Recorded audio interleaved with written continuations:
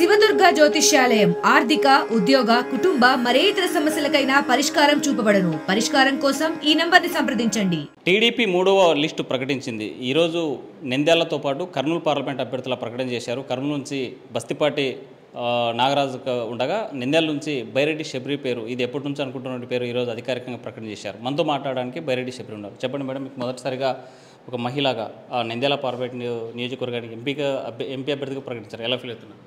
మొదటిసారి నంద్యాల పార్లమెంట్లో ఒక మహిళ అభ్యర్థిని హిస్టరీలోనే లేదు ఎక్కడ. ఈరోజు టీడీపీ పార్టీ అధినేత నారా చంద్రబాబు నాయుడు గారికి, అలాగే జాతీయ ప్రధాన కార్యదర్శి లోకేష్ అన్న గారికి నా హృదయపూర్వక ధన్యవాదాలు తెలియజేసుకుంటూ, ఖచ్చితంగా వాళ్ళు నా పైన పెట్టిన నమ్మకాన్ని నేను ముందుకు తీసుకెళ్ళి ఈరోజు టీడీపీ నుంచి అభ్యర్థిగా పోటీ చేసి టీడీపీ పార్టీని గెలిపించడమే నా లక్ష్యం అని నేను చెప్తున్నాను. ప్రధానంగా ఇప్పుడు బైరెడ్డి రాజశేఖర రెడ్డి కుటుంబము రాజకీయంగా దశాబ్దాల పాటు కీలక పాత్ర పోషించింది. ఒక సందర్భంలో రాజకీయ శూన్యతకు ఏర్పడింది ఆ కుటుంబానికి. మళ్ళీ చుక్కాడిలాగా ఆ కుటుంబంలో రాజకీయాలకు ఎంట్రీ ఇచ్చారా మీరు? రాజకీయ శూన్యత ఎప్పుడూ ఏర్పడలేదు మా ఫ్యామిలీలో.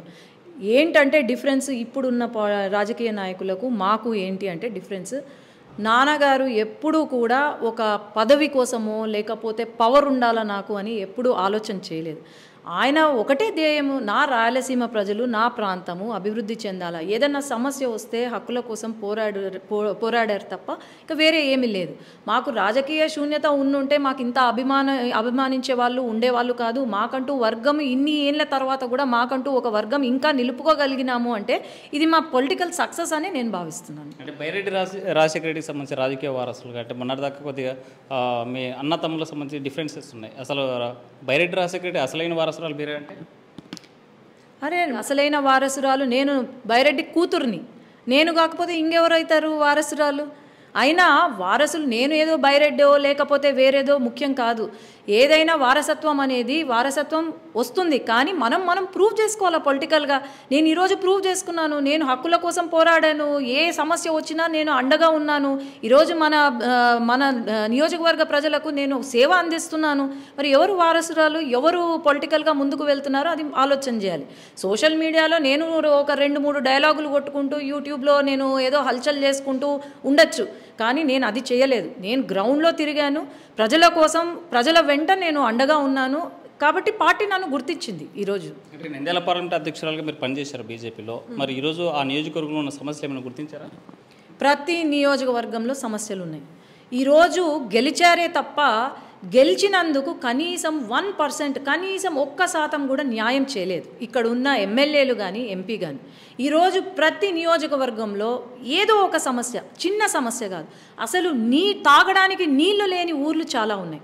ఒక డెవలప్మెంట్ ఏదన్నా జరిగిందా, ఒక చిన్న రోడ్ ఏమన్నా వేసారా అంటే లేదు, పట్టాలు సరిగ్గా ఇచ్చారా అంటే లేదు, కనీసము మహిళలకు మరుగుదొడ్లు కూడా లేని ఊర్లు చాలా ఉన్నాయి.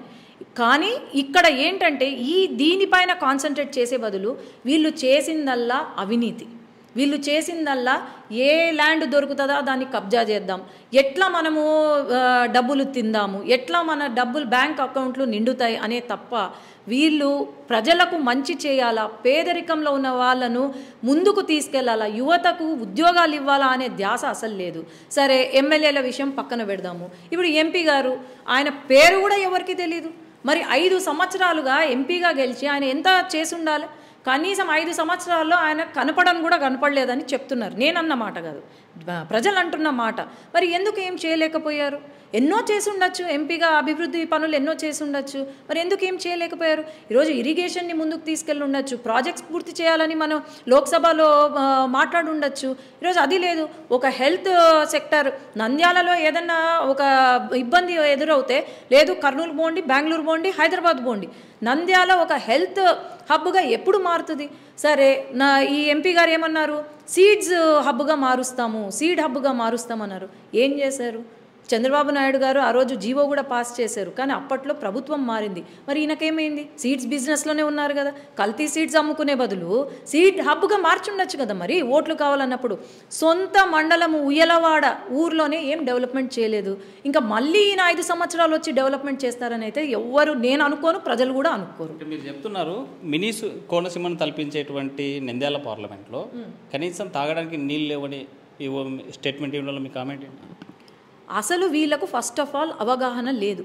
ఎన్ని కరువు ప్రాంతాలుగా ఎన్ని మండలాలు ప్రకటించారు ఈరోజు? అసలు అవగాహన, ఏ నది ఎక్కడ పారుతుంది అనే అవగాహన కూడా లేదు వైసీపీ ప్రభుత్వానికి. అసలు శ్రీశైలం డ్యామ్ ఇప్పుడు చూస్తే కనీసం దానికి గుంత పడింది, రిపేర్ చేయండి, ఎంత కొన్ని కోట్లు, 3-4 కోట్లు అని కూడా బిల్ ఇచ్చారు, ఇన్వాయిస్ ఇచ్చారు. కానీ వీళ్ళకు ఏం చెయ్యాలో అది తెలీదు వీళ్ళకు. ఇప్పుడు నీటి సమస్య ఉంది, ఎప్పుడు గేట్లు తీస్తే మనకు నీళ్ళు వస్తాయి, ఎప్పుడు క్లోజ్ చేయాలా, లెవెల్ ఎప్పుడు మెయింటైన్ చేయాలా అనేది కూడా వీళ్ళకు తెలీదు. అందుకే ఈ కరువు జనవరి నెలలోనే కరువు వచ్చేసింది, జనవరి నెలలోనే నీళ్లు లేకుండా పోయినాయి. ఇప్పుడు కుంటలు ఉన్నాయి, చెరువులు ఉన్నాయి, దాన్ని నింపుంటే దాన్ని కూడా నింపలేదు. జస్ట్ ఒక కుంటను నింపుతారు, ఒక దీన్ని నింపుతారు, ఒక ఫోటో పెడతారు, సోషల్ మీడియాలో అప్లోడ్ చేస్తారు, అయిపోయింది అంతే. షో ఆఫ్ సోషల్ మీడియా తప్ప వైసీపీ ప్రభుత్వం చేసింది ఏమీ లేదు. ఏమన్నా అంటే మళ్ళా ఏదో కామెంట్లు చేస్తారు, కానీ ఇక్కడ శూన్యం, అభివృద్ధి మటుకు శూన్యం. అంటే మీరు వచ్చే ఎన్నికల్లో ఏ ఎజెండాతో ముందుకెళ్ళబోతున్నారు?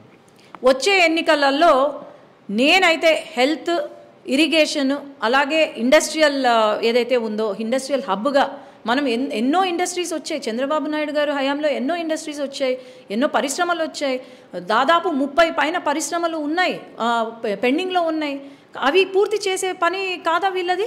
ఖచ్చితంగా ఇది మనం ప్రభుత్వం వచ్చిన తర్వాత దీన్ని ముందుకు తీసుకెళ్లే బాధ్యత నాదిగా, నేను ట్రాన్స్పోర్ట్ సిస్టంలో కూడా ముందుకు తీసుకెళ్లే బాధ్యత నాది. మీ గెలుపుకు దోహదం చేసే అంశాలు ఏంటి? నేను ఒక మహిళను, ఒక డాక్టర్ను, MBBS MD చేశాను. నేను ఇంతవరకు నేను వచ్చి 6 సంవత్సరాలైంది ఈ రాజకీయాల్లో వచ్చి. నేను చేసింది వీళ్ళలాగా నేను ఏదో అవినీతో ఏదో చేయలేదు. నేను చేసిందల్లా సేవ. మా బైరెడ్డి కుటుంబం చేసేదే సేవ, అంతే తప్ప ఇంకేమీ లేదు. కాబట్టి తప్పకుండా నాకు ఓటు వేసి గెలిపించండి. మీరు ఆలోచండి, ప్రజలందరూ ఆలోచన చేయాల్సింది ఒకటే, ఈరోజు ఒక మంచి వ్యక్తికి ఓటు వేయాలి. ఎవరికి వేస్తే మనకు అభివృద్ధి చెందుతుంది, మన ప్రాంతం అభివృద్ధి జరుగుతుంది, లేకపోతే ఎవరికి ఓటు వేస్తే మన బతుకులు బాగుపడతాయి అనేది ఆలోచన చేసి ఓటు వేయాలి. అంటే ఆ నియోజకవర్గంలో నంద్యాల పార్లమెంట్లో మంత్రిగా ఉన్నటువంటి బుగ్గన ఏమైనా చేశాడా? అంటే చేశారు, బాగా చేశారు కదా. సోషల్ మీడియాలో పోస్టులు పెట్టుకుంటూ సెంట్రల్ గవర్నమెంట్ ఏమన్నా ఫండ్స్ ఇస్తే నేనే ఇప్పించినాను అనుకుంటూ పరిగెత్తుకుంటూ వెళ్ళి శంకుస్థాపన చేసిన రోజులు, అది తప్ప ఇంకా ఏం చేయలేదు అక్కడ, అంతకుమించి ఏం లేదు. అంటే అభివృద్ధి చేశాను నేను, ఈరోజు ఓడించేటువంటి ధైర్యం ఉన్న వాళ్ళు నా మీద పోటీ చేయండి అని ఛాలెంజ్ చేస్తున్నారు. దీని that is only over confidence, అంతే. ఓవర్ కాన్ఫిడెన్స్ వల్ల నష్టమే తప్ప ఏమీ జరగదు. ఇంకా